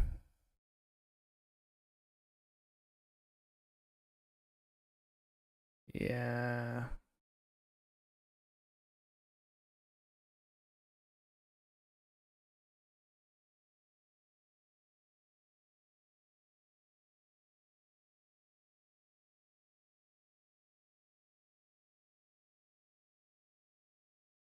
A new MMORPG that doesn't hold your hand. I don't like it when they hold my hand.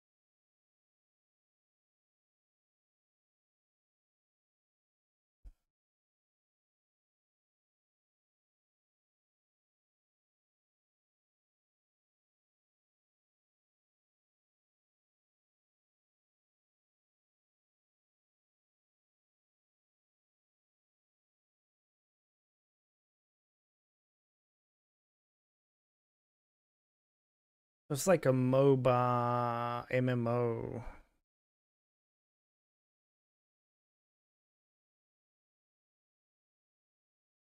Is anyone on Twitch playing it right now? Much.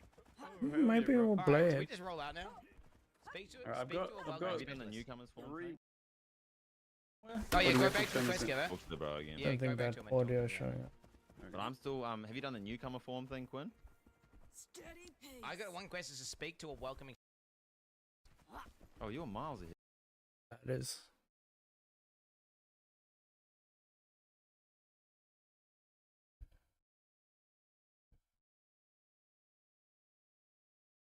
Here I'm trying to.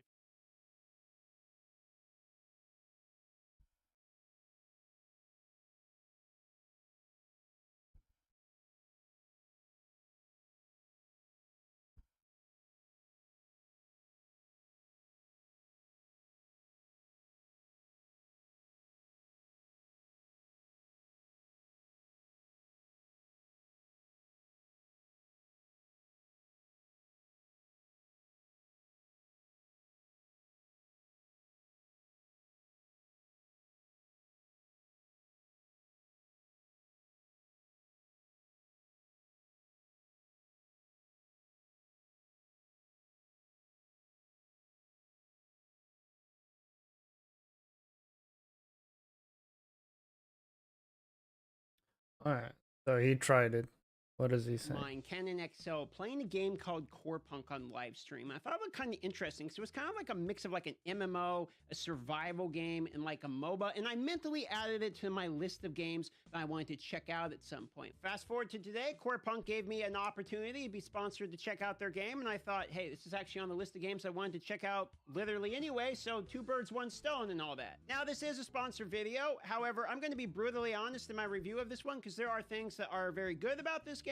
There are things that are not so good about this game. It has what I would call potential. If at any point there's something you like about this and you think you want to check it out for yourself, there will be information down below in the description where you can check out the game. So thanks for sponsoring this one, and let's take a look at Core Punk. When you start the game, it's going to have you pick through the different tutorial mission that walks you through starting basic weapon. You also know What's the conclusion? I think that they need to retune a little bit of the fresh new player experience so that they can enjoy access. So there is something charming about the world of the game.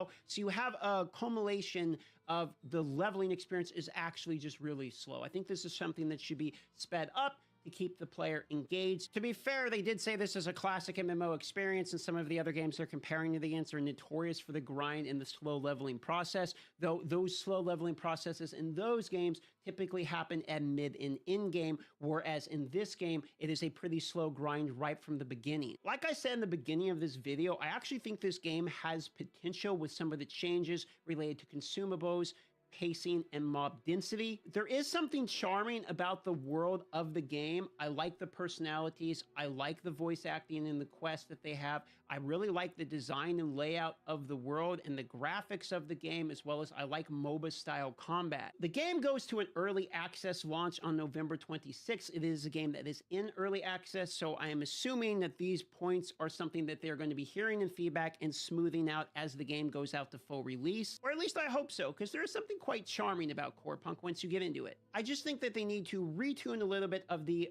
fresh new player experience so that they can enjoy the game for what it has to offer. Pre-orders are open now, which will grant you access starting November 26th. They start at $36, goes up to $68, depending upon what level you're looking for. So I'll have a link for that if you're interested. So thank you for Core Punk for sponsoring an opportunity for me to play the game and take a look at it. You can get early access. Meh.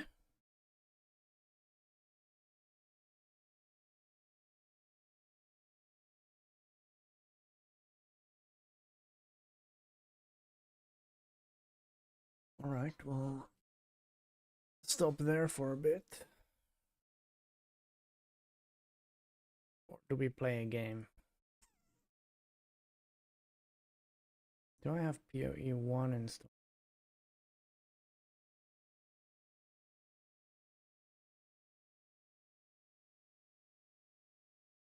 No.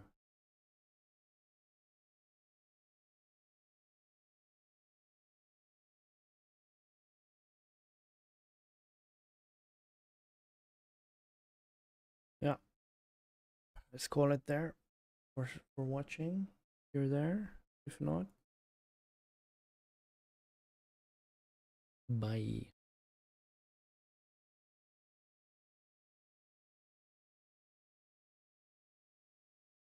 Glass for the time trial. Unlike in the normal game, if you take hits in Very this cool. mode, then you're going to lose a resource called honor. If you run out of honor, then you have to leave the trial.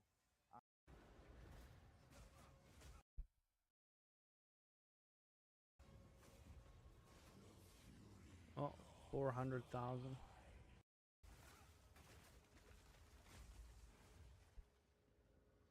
Oh, breach as well. Okay, whatever.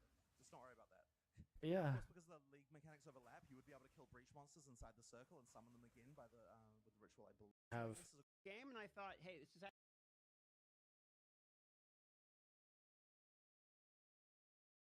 to do that play, next. but there's still a lot of work for us to do. Obviously, we've got a lot more content to add.